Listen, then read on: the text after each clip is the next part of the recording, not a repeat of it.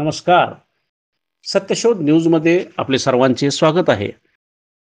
मिरज तालुक्यातील म्हैसाळ येथील कर्मवीर भाऊराव पाटील विद्यालयात कर्मवीर अण्णांची जयंती मोठ्या उत्साहात व पारंपरिक वाद्याच्या निनादात पार पडली.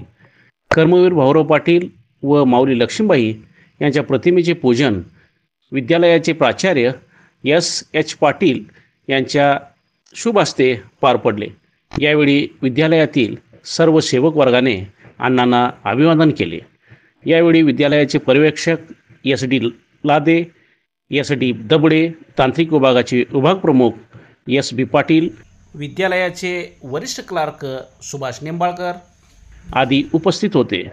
कर्मवीर अण्णांची लेझिम व झांज पथकाच्या वाद्यात मोठ्या उत्साहात विद्यार्थ्यांनी मिरवणूक काढली.